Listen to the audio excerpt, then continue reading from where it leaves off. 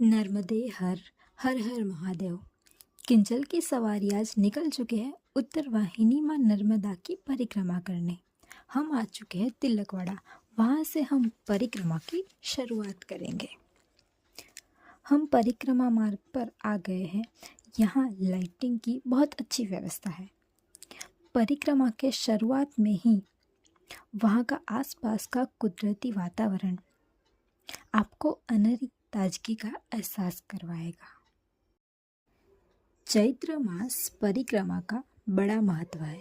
जो भक्त बड़ी परिक्रमा नहीं कर सकते वे चैत्र माह में यह परिक्रमा करके स्वयं को धन्य महसूस कराते हैं। यह परिक्रमा करने में हमें 3 से 4 घंटे का समय लगा। पंचकोशी उत्तर वाहिनी नर्मदा परिक्रमा का लाभ सिर्फ गुजरात ही नहीं बल्कि महाराष्ट्र और मध्य प्रदेश के लोग भी उठाते हैं।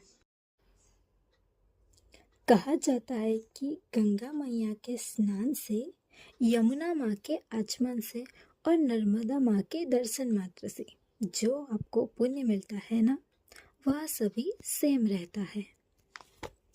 फ्रेंड्स, अभी उत्तर वाहिनी परिक्रमा हम कर रहे हैं और आप लोग सोच रहे होंगे कि उत्तर वाहिनी परिक्रमा का इतना महत्व क्यों है। तो दोस्तों, नर्मदा मैया वह अकेली ऐसी नदी है हमारे देश में जिसकी परिक्रमा होती है। हमारे देश में और भी कई बड़ी बड़ी नदियां हैं लेकिन उनकी परिक्रमा नहीं होती। नर्मदा मैया एकमात्र ऐसी नदी है जिसकी परिक्रमा होती है और नर्मदा मैया का उद्गम स्थान मध्य प्रदेश के अनूपपुर जिले के अमरकंटक में है। मैकाल पर्वतमाला में बसा अमरकंटक नर्मदा माँ और सोन नदी का उद्गम स्थल माना जाता है।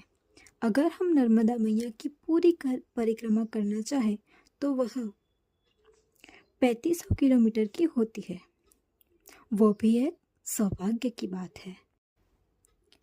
लेकिन फ्रेंड्स, ऐसा भी कहा जाता है कि अगर आपने उत्तर वाहिनी परिक्रमा 3 बार करते हो तो आपको पूरी नर्मदा परिक्रमा का पुण्य मिलता है।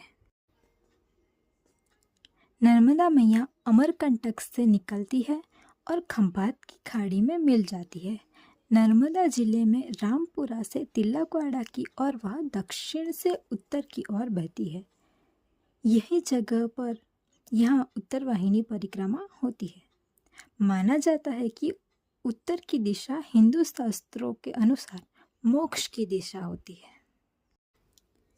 स्कंद पुराण में लिखा है कि राजा हिरण्यतेजा ने 14,000 वर्षों की घोर तपस्या से भगवान शिव को प्रसन्न किया और नर्मदा जी को पृथ्वी पर आने का वर मांगा।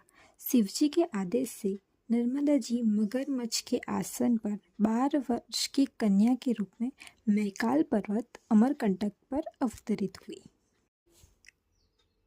यह भी माना जाता है कि नर्मदा नदी में पाए जाने वाले पत्थर शिवलिंग के आकार के होते हैं जिन्हें बाणलिंग कहा जाता है और नर्मदेश्वर भी कहा जाता है।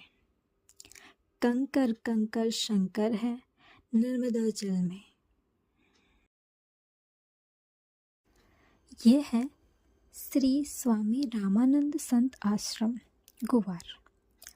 प्राचीन काल से ही अनेक ऋषि मुनि नर्मदा के पावन तट पर तपस्या और पूजा अर्चना करते हैं और वही इस स्थान की एक अनूठी विशेषता है। आज भी नर्मदा के दोनों किनारों पर संतों के आश्रम अज्ञान के अंधकार में रहने वाले मानव जाति को आध्यात्मिक ऊर्जा प्रदान करते हैं। अगर आप तिलकवाड़ा से परिक्रमा की शुरुआत करते हो तो आपका मार्ग कुछ इस तरह रहेगा। मणिनागेश्वर, कपिलेश्वर, रैंगण, रामपुरा, मंगरोल, गुवार। नमामि देवी नर्मदे।